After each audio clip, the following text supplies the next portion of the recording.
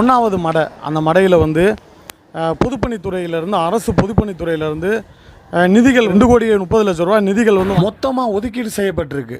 First மடையான Kumara மடை, அதுதான் ஆண்டிச்சோளத்துக்கு கிட்டத்தட்ட ஒரு 300 ஏக்கர் நிலத்துக்கு வந்து நீர்ப்பாசனம் வரக்கூடிய ஒரு முக்கியமான இடம் வந்து அந்த மடை தான்.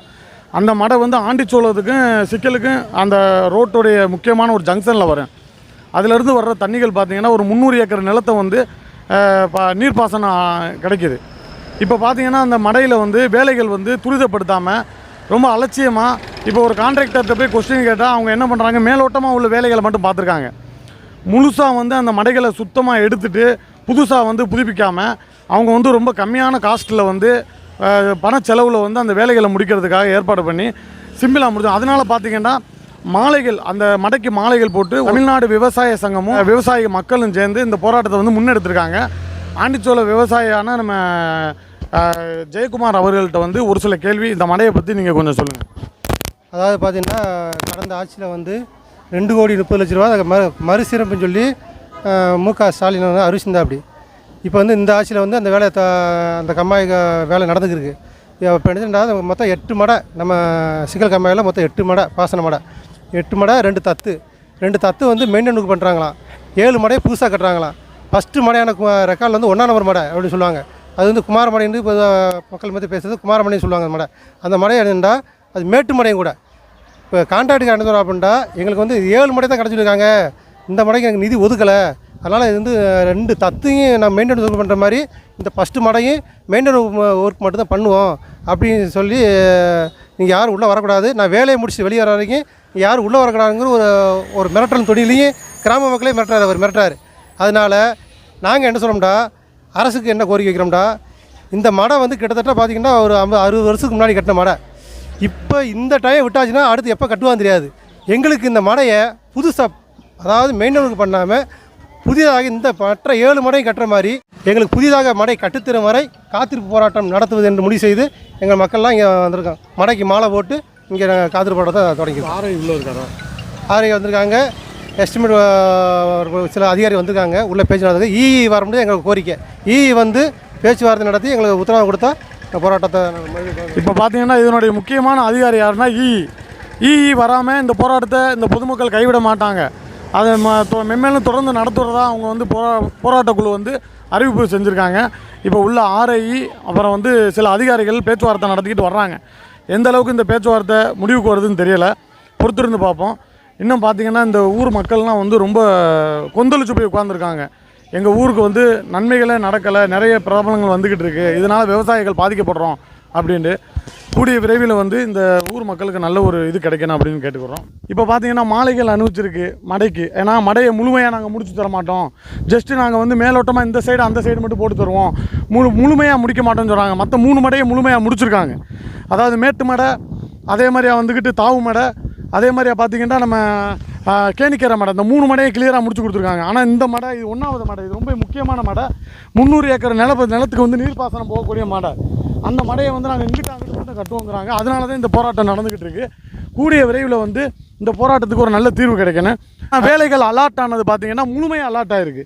இதை முழுமையாக இந்த பணியை வந்து முழுமையாக கிளியர் பண்ணி கொடுக்கணும். பொதுப்பணித்துறைக்கு கேட்குற ஒரே கொஸ்டின் என்னென்னா, கான்ட்ராக்டருக்கு நீங்கள் கான்ட்ராக்ட் அலாட் பண்ணும்போது நீங்கள் வந்து பார்த்திங்கன்னா ஜோசப் விஜய் சார் என்ன சொல்லியிருக்காங்க, கவர்மெண்ட் அதாவது ஊழல் லஞ்சம் எதையுமே நாங்கள் தவிர்க்கிறோம், இந்த ஆட்சி காலத்தில் அது நடக்காதுன்னு இருக்காங்க.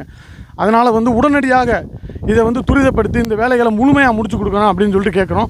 இது ஆர்ஐஇ மற்ற எல்லா பேரும் வந்துட்டாங்க, இஇ மட்டும் இன்னும் வரலை. வந்த உடனே என்னென்னு கேட்டு இதுக்கு ஒரு முடிவு கிடைக்கும். 2,30,00,000 ரூபா அவனோட அக்கௌண்ட் சொத்தாது. மக்கள் போய் கேட்டால் கவர்மெண்ட் இடமா, கவர்மெண்ட் யாரா, கவர்மெண்ட்டை நாங்கள் தானே கட்டுறோம், யார் வீட்டுக்கு யார் பட்டா போடுறது? நல்லா பார்த்துக்கிறங்க. நம்ம ஊரில் சொந்த வீடு கட்டும் போது அந்த வீடு 150 வருஷம் மேலே நிற்கிது சொல்லுவான், தாத்தா வீடு, தாத்தாவுடைய தாத்தா வீடுன்னு. இவங்க கட்டின நம்ம உசுரோடு இருக்கும்போது இடிஞ்சு விழுந்துருது. அப்போட அவங்களுடைய இலக்காரம் எப்படி இருக்குது பாருங்கள், அவருடைய கட்டுமானம் எப்படி இருக்குது.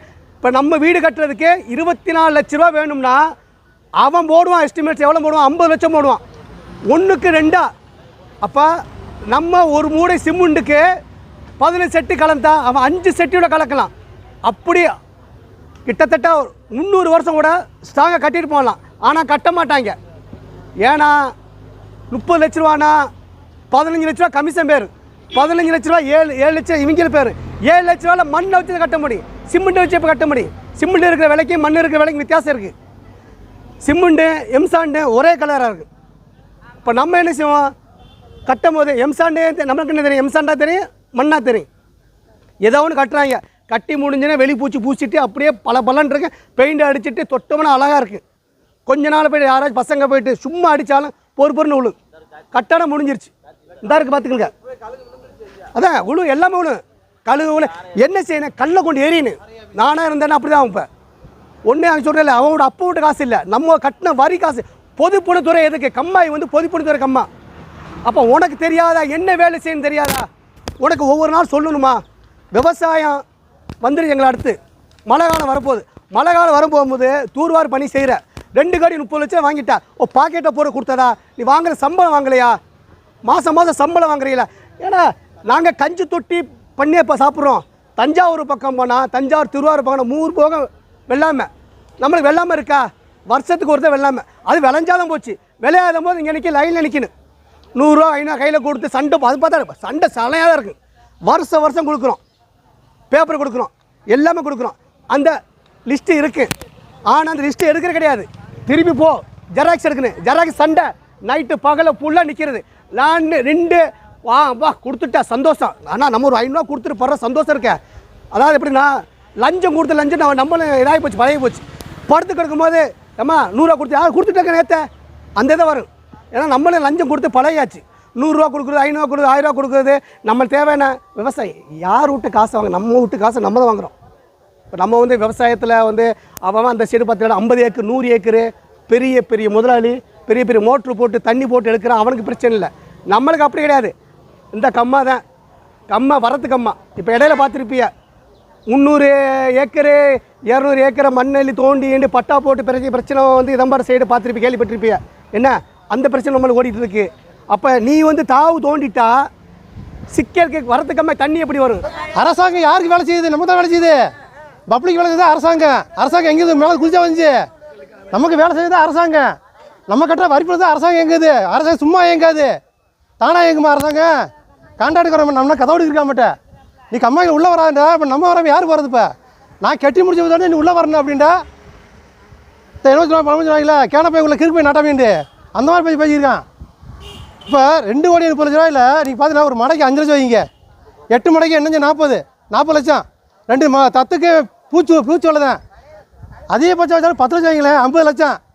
தூர்வாருக்கு ஒரு 50 லட்சம் வைங்க, மொத்தம் 1 கோடி ரூபா. 1 கோடி ரூபாயில் மொத்தம் ஒதுக்கப்படுது 2 கோடி 30 லட்ச ரூபா. 2 கோடி 30 லட்ச ரூபா, 1 கோடியே போக பாக்கி 1 கோடி 30 லட்சம் யாருக்கு போகுது? யார் அப்போ விட்டு காசு போகுது? எல்லாம் கேட்கணும்ல. நீ லஞ்சமாக கொடுக்க வேண்டியது ஒரு 5 லட்சம் ஒதுக்க, நீ லைட்டாக ஒதுங்க கூட மிச்சமாக காசு இவ்வளோ வேறு கூட தேவையில்லை. நீ அதிகாரி கொடுக்க வேண்டியதில்லை. லஞ்சத்தை ஒரு 5 லட்சம் குறைச்சிருந்தா கூட ஒரு மடை ஈஸியாக கட்டிக்கலாம். 5 லட்சம் போது ஒரு மடைக்கு. அப்போ இவ்வளோ பேர் வேலையில் வந்து உட்காந்துருக்கான், வந்து அன்றைக்கி ஸ்டேஷனில் பேசுனா யாருக்கிட்ட வரக்கூடாது, எனக்கு டைம் பண்ணி மழை காலம் வரப்போகுது, மழை காலம் வந்தால் வேலை முடியும், நான் பராமரிப்பு ஒரு மட்டும்தான் பண்ணுவேன். யார் முன்னாடி ஊரில் கேட்கல அப்படின்டா எஸ்டிமேட் போடும்போது நீ ஊரில் என்ன பண்ணிக்கணும், கலந்தாய் கொடுங்க போடணும். இப்போ அவர் அதிகாரி இருக்கேன்னு சொன்னால் இஷ்டத்துக்கு வந்து பண்ண முடியாது. இப்போ எத்தனை சம்மந்தம் 5 ஊர் சம்மந்தப்படும், ஊர் சம்மந்தப்படுது.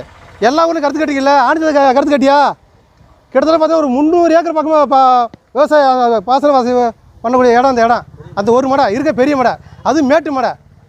தண்ணி வெள்ளம் அதிகமாக பண்ண மட்டும்தான் தண்ணி ஃபுல்லாக நிற்கும், தண்ணி வெளியேறும். தண்ணி குறைஞ்சிட்டா பாக்கி எல்லா மடையும் ஓடும். இந்த ஒரு மடையும் அப்படி நின்றுவோம், மோட்ரு வச்சு அடிக்கணும்.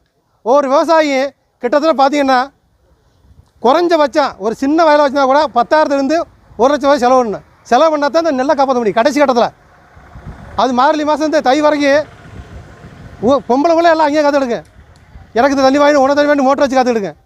அப்படியே அப்படி சூழ்நிலை. இப்போ நான் என்ன சொல்கிறேன்டா, 2 கோடி 30 லட்ச ரூபா, 1 கோடியில் வேலையை முடிச்சுட்டு 1 கோடி 30 லட்ச ரூபா இது மாதிரி யாருக்கு போகுது? இதுக்கு வந்து அரசாங்கம் முறையான விளக்கம் சொல்லணும். விளக்கம் சொல்லாமல் இந்த மடையும் கட்டாமல் நாங்களும் விட போகிறதில்ல, விடவும் மாட்டோம். பார்த்தீங்கன்னா நம்மளுடைய கோரிக்கை என்பது மடை கட்டு வரை போராட்டம் தான். அது சம்மந்தமாக பேசுறதுக்காக வருவாய்த்துறையிலிருந்து, காவல்துறையிலிருந்து, அந்த பொதுப்பணித்துறை கம்மாயிலிருந்து எஸ்டிஓ வந்திருக்காங்க.